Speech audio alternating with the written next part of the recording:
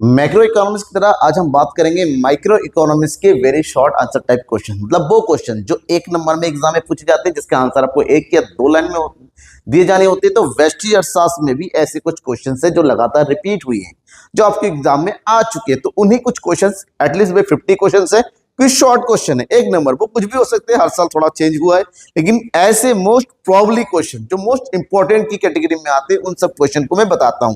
छोटे छोटे क्वेश्चन है, छोटे छोटे आंसर है, तो जल्दी कंप्लीट हो जाएगा। 50 क्वेश्चन है और लास्ट में मैंने कुछ इंपॉर्टेंट क्वेश्चन रखे हैं जो आपके लिए जरूरी है। स्टार्ट करेंगे हम। ऐसे कौन से क्वेश्चन है जो अति महत्वपूर्ण प्रश्न की कैटेगरी में आता है? सारे क्वेश्चन हिंदी में है और ये वीडियो केवल हिंदी मीडियम स्टूडेंट के लिए रहने वाला है। पहला क्वेश्चन है कि आर्थिक समस्याओं से क्या आशय है? आर्थिक समस्या यानी कि इकोनॉमिक प्रॉब्लम्स। असीमित आवश्यकता और सीमित साधनों एवं उनके वैकल्पिक प्रयोग के कारण उत्पन्न चुनाव की समस्या को हम क्या कहते हैं? आर्थिक समस्या कहते हैं।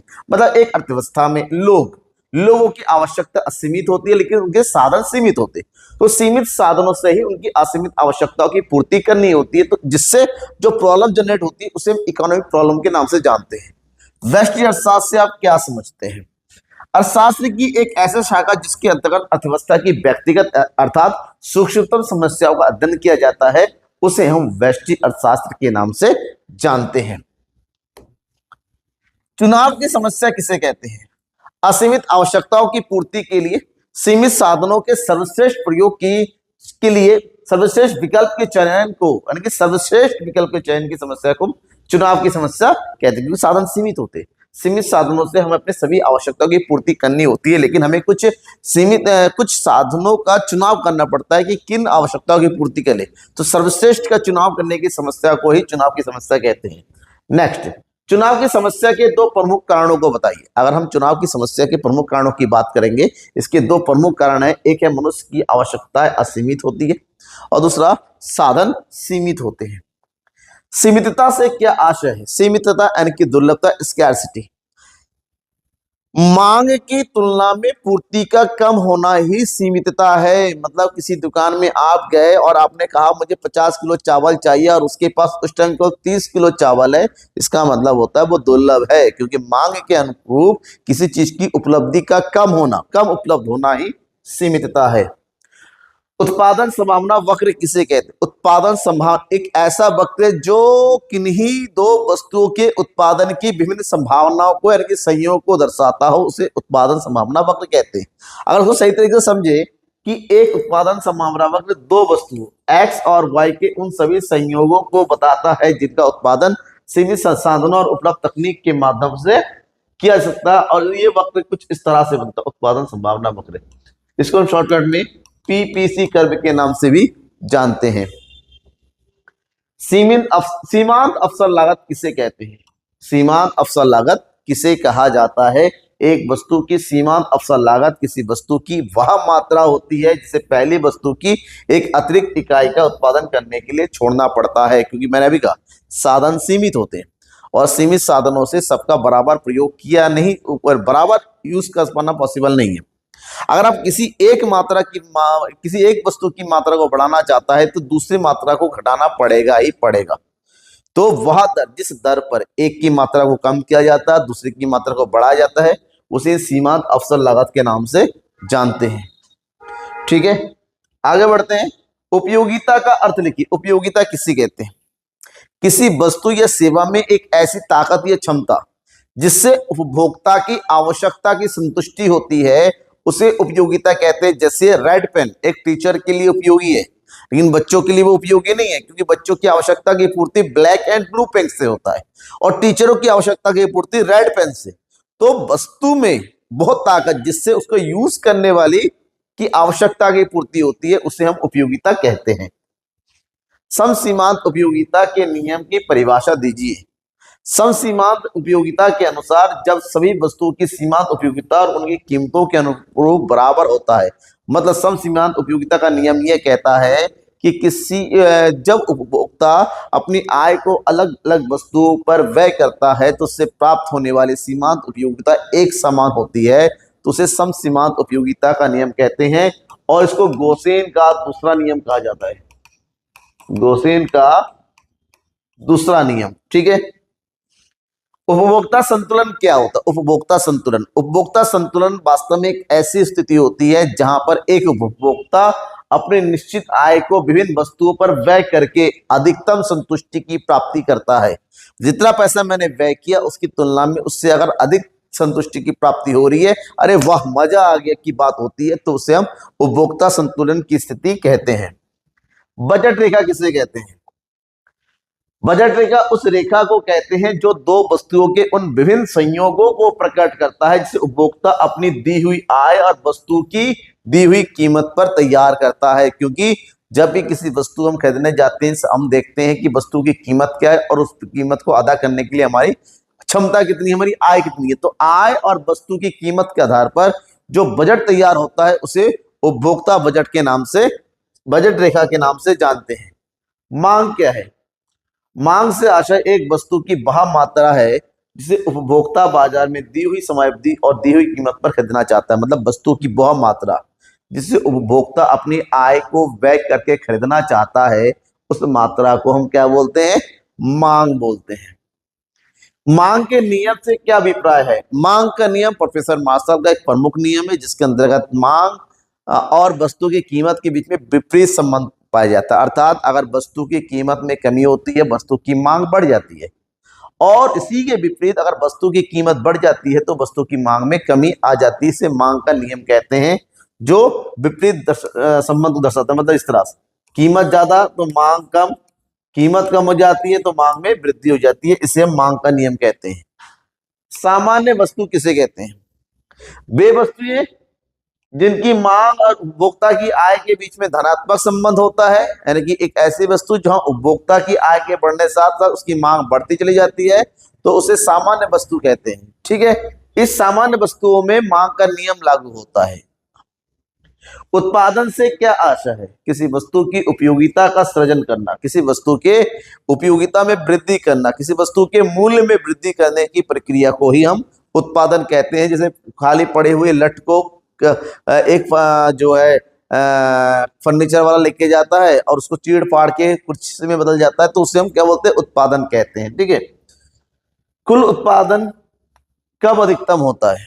कुल उत्पादन टीसी, टोटल कॉस्ट सबसे ज्यादा कब होता है? टोटल कॉस्ट सबसे ज्यादा तब होता है जब हमारा मार्जिनल कॉस्ट क्या हो? मार्जिनल कॉस्ट जीरो हो।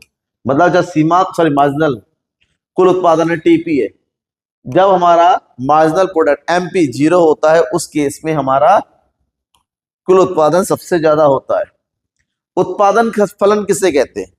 उत्पादन के विभिन्न साधनों और उत्पादन की मात्रा के बीच के समन्वयात्मक संबंध को हम उत्पादन फलन के नाम से जानते हैं। ह्रासमान प्रतिफल का नियम क्या है? ह्रासमान मतलब घटते प्रतिफल का नियम। ह्रासमान प्रतिफल का नियम एक अल्पकालीन नियम बताता है जो ये कहता है कि अगर उत्पादन के कुछ साधनों को स्थिर रखकर अन्य साधनों की मात्रा में वृद्धि की जाती है तो उत्पादन एक समय तक बढ़ती है, फिर स्थिर होकर बाद में घटने लगती है। तो घटती हुई दर से उत्पादन में बढ़ने को ही घटते प्रतिफल का नियम कहा जाता है। औसत उत्पादन वक्र का सामान्य आकार कैसे होता है? अगर हम औसत उत्पादन वक्र बनाएं तो ये पहले नीचे होता है फिर ऊपर की ओर चढ़ता होता है। इसका मतलब होता है ये किस आकार का होता है? यू आकृति का होता है। ठीक है, सॉरी थोड़ा उल्टा कर दिया मैंने। ये औसत उत्पादन, उत्पादन हल्का से पहले बढ़ता है फिर जाके नीचे गिरता है। इस प्रकार से ये औसत उत्पादन होता है, यानी कि उल्टा यू होता है। ठीक, क्या होता है? उल्टा यू होता है। मौद्रिक लागत किसे कहते हैं? किसी वस्तु की निश्चित मात्रा का उत्पादन करने के लिए उत्पादन के साधनों को जो समस्त मौद्रिक भुगतान करना पड़ता है। आप किसी चीज का उत्पादन करने जा रहे हैं, बदले में जो कुछ भी पेमेंट दूसरे को कर रहे हैं मुद्रा के रूप में, यानी कि पैसों के रूप में, उसे मौद्रिक लागत के नाम से जानते हैं। सीमांत लागत किसे कहते हैं? उत्पादन की एक अधिक या कम इकाई के उत्पादन करने के लिए कुल लागत में हुए परिवर्तन को सीमांत लागत कहते हैं। मतलब किसी वस्तु की अतिरिक्त इकाई का उत्पादन करना है। पहले 16 यूनिट कर रहे थे, अब 17, तो 16 से 17 यूनिट के उत्पादन करने के लिए जो भी लागत लगी उस लागत को हम सीमांत लागत के नाम से जानते हैं। इसका फार्मूला ये होता है। सामान्य लाभ क्या है? यह लाभ का वो स्तर होता है जो किसी उद्यमी को किसी उद्योग में बनाए रखने के लिए केवल पर्याप्त मात्र होता है और आवश्यकता है। एक पूंजी, अगर किसी जगह पर आप पूंजी लगाते हो तो मिनिमम एक आइडिया लगाते हैं इतना पैसा लगा, कम से कम इतना लाभ होना ही चाहिए ताकि हम बिजनेस में बने रहे। तो कम से कम वो लाभ जो पूंजी के अनुसार अनुमानित किया जाता है उसे हम सामान्य लाभ कहते हैं कि नॉर्मल प्रॉफिट कहते हैं। आगम किसे कहते हैं? एक फर्म की वे प्राप्तियां जो वह वस्तु मात्रा को बेचकर प्राप्त होती है। आगम, रेवेन्यू। आगम को हम संप्राप्ति के नाम से भी जानते हैं। क्या बोलते हैं? संप्राप्ति, या इसी को हम आय के नाम से जानते हैं।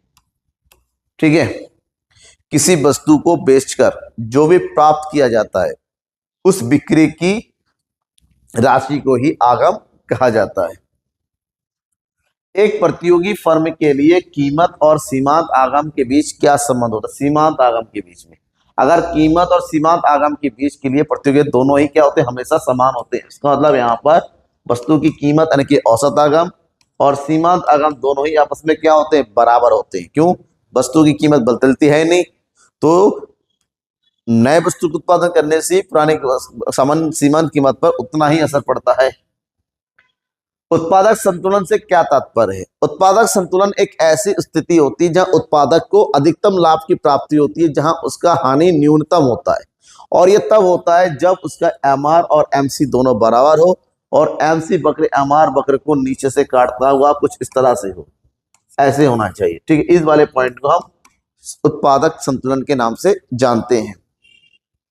सम विच्छेद बिंदु क्या है?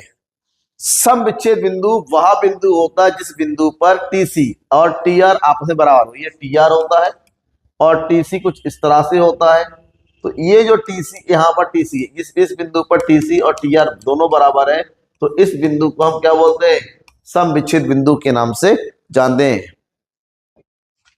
पूर्ति किसे कहते हैं? वस्तु की वह मात्रा जो बाजार में बस एक निश्चित समय पर उसकी विभिन्न संभव कीमतों पर विक्रेता बेचने के लिए तैयार होता है। बाजार में वस्तु की कीमत है, उस कीमत पर विक्रेता जितनी भी मात्रा बेचना चाहता है उस मात्रा को हम पूर्ति के नाम से जानते हैं, जिसको कहते हैं सप्लाई। ठीक है, पूर्ति का नियम बताइए। पूर्ति का नियम, ये भी प्रोफेसर मार्शल की देन है। उनके अनुसार पूर्ति का नियम वस्तु की कीमत और पूर्ति की मात्रा के बीच में एक प्रत्यक्ष यानी कि धनात्मक संबंध बताता है, जो ये कहता है बढ़ती हुई कीमत पर ज्यादा मात्रा की पूर्ति होगी और घटती हुई कीमत पर कम मात्रा की पूर्ति होगी। ठीक है, पूर्ति के विस्तार से क्या अभिप्राय है? अन्य बातों के समान रहने पर अगर वस्तु की कीमत में वृद्धि होती है तो वस्तु की पूर्ति बढ़ जाती है। तो वस्तु की इसी वृद्धि को पूर्ति में विस्तार के नाम से जानते हैं। क्या बोलते हैं? पूर्ति में विस्तार। मान लो पहले वस्तु की कीमत यहां थी और ये पूर्ति की मात्रा, अब वस्तु की कीमत बढ़ गई यहां पर, तो पूर्ति की मात्रा में भी क्या हो गई? वृद्धि हो गई यहां पर। तो इसी को बोलते हैं पूर्ति का विस्तार, एक्सटेंशन इन सप्लाई। बाजार काल से क्या तात्पर्य है? बाजार काल उस समय को कहते हैं जिसमें वस्तु की पूर्ति को बाजार में मौजूदा स्टॉक की सीमा तक ही बढ़ाया जा सकता है। मतलब बाजार में जो स्टॉक ऑलरेडी जमा है, जो सप्लाई के लिए तैयार नहीं, स्टॉक करके रखा गया है, तो एक ऐसा समय जहां पर उस स्टॉक को सप्लाई किया जा सकता है, उसे क्या कहते हैं? बाजार काल के नाम से जानते हैं। एक अल्पावधि का समय होता है। एकाधिकार प्रतियोगिता की दो प्रमुख विशेषताएं बताइए। एकाधिकार, एक ऐसा बाजार जहां पर, ठीक है, एकाधिकारी प्रतियोगिता है एक ऐसा बाजार जहां पर क्रेता और विक्रेताओं की संख्या अधिक होती है और इस बाजार में वस्तु विभेदीकरण बढ़ जाता है। सबसे इंपॉर्टेंट है, मतलब सबके पास जो वस्तुएं होती हैं एक ही उपयोगिता होती है, लेकिन उसमें किसी न किसी प्रकार का कोई अंतर जरूर होता है। पूंजीवादी अर्थव्यवस्था से आप क्या समझते हैं? एक ऐसी अर्थव्यवस्था जिस जहां पर संसाधनों का और आर्थिक क्रियाओं पर पूरी तरीके से निजी व्यक्तियों का, पूंजीपतियों का अधिकार होता है। ऐसी अर्थव्यवस्था को पूंजीवादी अर्थव्यवस्था, जैसे अमेरिका हो गया, फ्रांस हो गया, ब्रिटेन हो गया, इसको पूंजीवादी अर्थव्यवस्था, कैपिटलिस्ट इकोनॉमी के नाम से जाना जाता है। पूर्ण प्रतियोगिता की परिभाषा दीजिए। पूर्ण प्रतियोगिता बाजार की ऐसी स्थिति होती है जहां पर बहुत सारे क्रेता, बहुत सारे विक्रेता मौजूद होते हैं। संपूर्ण बाजार में एक ही वस्तु एक समान कीमत पर खरीदी या बेची जाती है। इसे पूर्ण प्रतियोगिता बाजार के नाम से जाना जाता है। बाजार की प्रमुख विशेषताओं का वर्णन कीजिए। बाजार की, अगर बाजार की प्रमुख विशेषताओं की बात करते हैं, ये स्थान नामों के क्षेत्र होता है। यहाँ पर किसी निश्चित वस्तु विशेष का क्रय विक्रय होता है और इस बाजार में वस्तु का क्रेता और विक्रेता का मौजूद होना अनिवार्य है। ये बाजार की प्रमुख विशेषता है, इसके बिना बाजार नहीं हो सकती। एक साधन के प्रतिफल से क्या आशय है? एक साधन, ये अल्पकालिक उत्पादन फलन की अवधारणा है, जिसके अंतर्गत उत्पादन के अन्य साधनों को स्थिर रखकर अगर केवल एक साधन में परिवर्तन किया जाता है तो उससे उत्पादन में परिवर्तन होता है। उसको एक साधन प्रतिफल का नियम कहते हैं। और वो एक साधन कौन सा? श्रम, क्योंकि बेसिकली पूंजी हो गया, भूमि हो गया, उद्यमी होता है, वो बने रहते, उसमें परिवर्तन नहीं होता, लेकिन केवल श्रम ही एक ऐसा उत्पादन घटाया या बढ़ाया जाता है, तो उसको एक साधन प्रतिफल का नियम के नाम से जाना जाता है। नेक्स्ट, एकाधिकारी बाजार की कीमत कैसे निर्धारित होती है? एकाधिकारी बाजार की कीमत, एकाधिकारी एक ऐसा बाजार है जिसमें एक ही विक्रेता का अधिकार होता है, एक ही उत्पादक का अधिकार होता है और इस बाजार में वस्तु की कीमत का निर्धारण एकाधिकारी खुद करता है अपने लाभ को देखते हुए। लेकिन अगर उसको वस्तु की अधिक मात्रा बेचना है तो लाभ को कम करना पड़ता है, वस्तु की कीमत को कम करना पड़ता है ताकि बिक्री की मात्रा बढ़ जाए। पूर्ति के नियम के अपवाद लिखिए, मतलब एक ऐसा जहां पर पूर्ति का नियम लागू नहीं होता है। कृषि पदार्थों पर लागू नहीं होता है, नीलामी द्वारा बेची जाने वाली वस्तु पर लागू नहीं होता है, भविष्य में वस्तु की कीमत में परिवर्तन होने की आशा हो तो वहां पर भी ये लागू नहीं होता है। उत्पादन वक्र का ढलान क्या दर्शाता है? उत्पादन वक्र का ढलान दर्शाता है कि उपलब्ध साधनों के अधिक उपयोग की स्थिति में दोनों वस्तुओं के उत्पादन को एक साथ नहीं बढ़ाया जा सकता है। उत्पादन वक्र मतलब उत्पादन संभावना वक्र। एक की मात्रा को अगर बढ़ाना चाहते हैं, मतलब अगर मान लो इसकी मात्रा को बढ़ाना चाहते हैं तो दूसरी की मात्रा में कमी करना ही पड़ेगा, दोनों को एक साथ। अब बात किसके पीछे रीना है? क्योंकि इसके पीछे सीमित साधन काम करते हैं, कुछ साधन सीमित होते हैं और सीमित साधनों में हर चीज को नहीं बढ़ाया जा सकता है। समरूप उत्पाद का क्या अर्थ है? समरूप वस्तुएं ऐसी वस्तुएं होती है जो रूप रंग हर एक प्रकार से एक समान होता है, जिसमें किसी प्रकार का अंतर नहीं पाया जाता है। अल्पाधिकार को परिभाषित कीजिए। अल्पाधिकार बाजार की एक ऐसी स्थिति है जहां पर बहुत ही कम विक्रेता मौजूद होते हैं और उन सबका बाजार के छोटे छोटे हिस्से पर अधिकार होता है। जैसे बाजार में भारत में संचार इंडस्ट्री एक ऐसा है जहां पर थोड़े से विक्रेता है, जियो है, एयरटेल है, वीआई है, बीएसएनएल है, इन चारों का अधिकार है और चारों उस बाजार में छोटे छोटे हिस्से का कब्जा जमा के बैठे हैं। औसत आय की गणना किस प्रकार होती है? कुल आय को बिक्री की इकाइयों से भाग देकर औसत आय की प्राप्ति की जाती है, मतलब कुल आय बटे बिक्री की इकाइयां। ध्यान रखिएगा, ऐसे में जो औसत आय है, औसत आय को वस्तु की प्रति इकाई कीमत के नाम से जाना जाए, यही प्रति इकाई कीमत है। बजट रेखा का समीकरण बहुत ज्यादा पूछा जाता है। बजट रेखा, एक वस्तु की कीमत, वस्तु की मात्रा, दूसरी वस्तु की कीमत, वस्तु की मात्रा को आपस में जोड़कर बजट रेखा तैयार किया जाता है। ठीक है, गिवन वस्तु से आप क्या समझते हैं? वे वस्तुएं जिन पर मांग उपभोक्ता की आय के बढ़ने के साथ घटती चली जाती है, जिसमें मांग का नियम लागू नहीं होता है, उसको गिवन वस्तु कहते हैं, जिसको निम्न क्वालिटी की या घटिया वस्तु के नाम से जानते हैं। यहाँ पर मांग का नियम लागू नहीं होता है और उपभोक्ता अपनी बढ़ती हुई आय के साथ इन वस्तुओं की क्रय करना कम कर देते हैं। उत्पादन फलन की परिभाषा दीजिए। एक फर्म की भौतिक उत्पादन और उत्पादन के भौतिक साधनों के बीच के संबंध को उत्पादन फलन नाम के नाम, जैसे QX equal to F bracket ABC, उत्पादन की मात्रा और उत्पादन के साधनों के बीच के संबंध को उत्पादन फलन कहते हैं। मतलब जितने साधनों का प्रयोग करेंगे उत्पादन उतना ही अधिक होगा।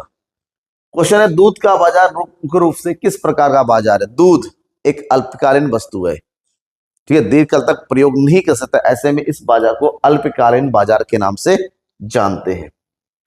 आर्थिक एजेंट किसे कहते हैं? वह व्यक्ति या संस्था जो सीमित साधनों से असीमित आवश्यकताओं की पूर्ति के लिए आर्थिक क्रियाएं करता है।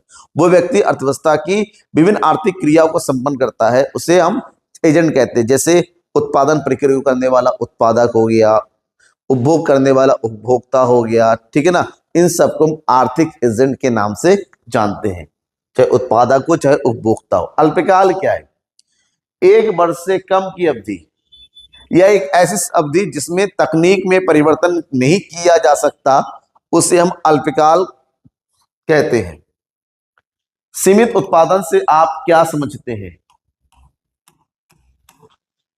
एक साधन के प्रयोग करने से कुल उत्पादन में जो परिवर्तन होता है उसे हम सीमांत उत्पादन के नाम से जानते हैं। एकाधिकार में कीमत और सीमांत लागत के बीच कैसा संबंध होता है? एकाधिकार में कीमत और सीमांत लागत के बीच में विपरीत संबंध होता है, अर्थात अगर वस्तु की कीमत और सीमांत लागत अंदर जितना अधिक होगा, एकाधिकारी शक्ति भी उतनी ही अधिक होती चली जाती है। और लास्ट क्वेश्चन है, एक वस्तु की किसी आवश्यकता को संतुष्ट करने की क्षमता को क्या कहते हैं? द आंसर है उपयोगिता या तुष्टि गुण कहा सकते हैं, इंग्लिश में बोलते हैं यूटिलिटी। ठीक है, तो ये 50 क्वेश्चन तैयार कर लीजिए जो आपके एग्जाम के लिए बहुत ही जरूरी है, और इन्हीं से मिलकर घूम फिर के ही क्वेश्चन आपके एग्जाम में आते हैं 1 नंबर वाले। अब बचे हैं लॉन्ग क्वेश्चन जो लगातार अब आपकी न्यूमेरिकल क्वेश्चन वही बता रखे हैं, और धीरे धीरे हर एक चीज को मैं बताता रहूंगा, बस बने रहना है आपको मेरे साथ इसी तरह। Thank you and bye.